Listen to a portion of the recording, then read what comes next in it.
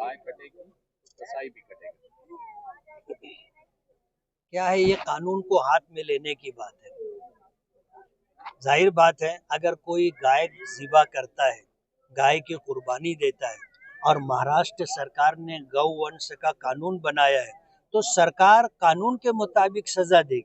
अब अगर कोई भी आदमी उठेगा जो कानून का रखवाला नहीं है और मुल्क का होम मिनिस्टर नहीं है, और वो अगर ये कहेगा कि गाय कटेगी तो लोग कटेंगे, तो जाहिर बात है ये तो कानून हाथ में लेने वाली बात है। और अगर इस तरह वो मैदान में आएंगे तो एक्शन का तो रिएक्शन होता है। जाहिर बात है वो आएंगे और वो लोगों को काटेंगे और वो महफूज रहेंगे, ऐसा तो नहीं होगा। गाय काटने वालों हमने तो ईद आज से 2 महीना पहले इसी ईदगाह से ऐलान किया था कि कानून के दायरे में रह करके हम अपनी जिंदगी गुजारे, इलीगल कोई काम नहीं करें। और हमने बकरीद को टारगेट करके ये बात कही थी ताकि बकरीद के मौके पर लोग कुर्बानी करने में, गाय है और गाय की नस्ल के जानवरों की कुर्बानी ना करें, भैंस है, भैंसा है, बकरी बकरे की कुर्बानी करें। हमारी शरीयत में ऐसा नहीं है कि आप गाय काटो, आप बछड़ा काटो। हमारी शरीयत में इस बात का हुक्म नहीं है, बल्कि हमारे पैगंबर ने तो यहाँ तक कहा है कि गाय के दूध में शिफा है, गाय का दूध पियो, गाय के गोश्त में बीमारी है, गाय का गोश्त मत खाओ। तो हम कैसे कह सकते हैं कि गाय काटे? हमने तो मना किया 2 महीना पहले से, और उसके बाद से मुसलसल हम शहर का माहौल ऐसा बनाने की कोशिश कर रहे हैं कि कोई भी शख्स कानून हाथ में न ले। माइक बंद करो। माइक बंद करो।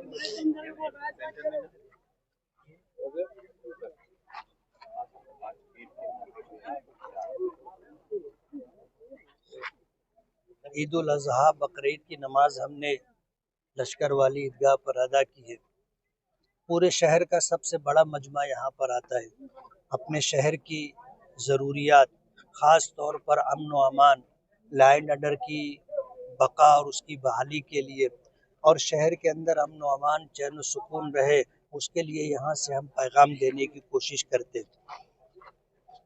इस मौके पर हमने इत्तेहाद का पैगाम दिया और हमारे शहर पर जो मुसीबत आई हुई है रोहिंग्या और बांग्लादेशी के नामों से, आज जब एसआईटी की तश्कील होने के बाद महीनों गुजर गए, एक भी बांग्लादेशी या रोहिंग्याई नहीं मिला है, लेकिन उसके बावजूद अहलियान शहर को अलग अलग तरीक़ों से हरेसमेंट और परेशान किया जा रहा है।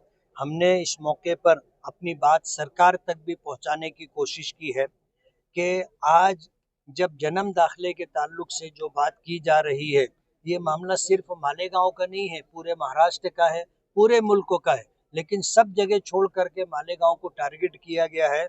और तहसीलदार ऑफिस से जो लेटर दिया गया, आज तहसीलदार ऑफिस से इनकार किया जा रहा है कि ये लेटर हमने नहीं दिया है, जबकि उनके पास उनका अपना जन्म दाखिला है, उनका अपना जो है डेट ऑफ बर्थ के ताल्लुक से कारपोरेशन की तरफ से जो कागजात हैं, स्कूलों का एलसी कहो, माँ बाप का जन्म दाखिला कहो, माँ बाप का जो है डेथ सर्टिफिकेट कहो, अपने पुरखों का पुरावा कहो, सब कुछ उनके पास मौजूद है। राशन कार्ड है, उनके पास घर पट्टी के कागजात है, उनके पास पावर बिल है। ये सब कुछ होने के बावजूद आज लोगों को परेशान किया जा रहा है और उन्हें इस तरह टारगेट करके जेलों की सलाखों के पीछे डालने की साजिश की जा रही है। और बाहर से लोग आकर के इस बात का मुतालबा करते हैं कि इनके ऊपर जो है देशद्रोही का मुकदमा दायर किया जाए।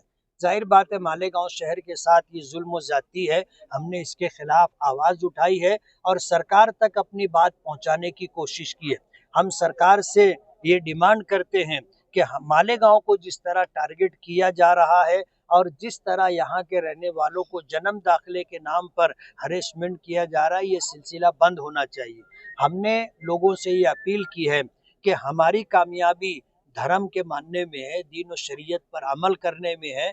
हम लोग चाहेंगे कि हमारा शहर पुरसुकून रहे, हमारे शहर में रोज़गार लोगों को मिले, हमारे बच्चों को आला से आला तालीम हासिल करने का अच्छा माहौल मिले। इस बात के लिए हमने लोगों को आह्वान किया है, उनको पैगाम दिया है और हमारी यही चाहत और मंशा है मालेगांव शांत रहे, मालेगांव के लोग शांत रहे, मालेगांव के लोगों की जान माल इज्जत व आबरू महफूज रहे। ये मुसीबत लाई गई है जैसा आपने कहा, और कोई किरीट सोमैया मालेगांव आकर फोन करते हैं, क्या ये मुसीबत लाई गई है, हमने माजी में भी ये बात कही है, आज ये नई बात हमने नहीं कही है।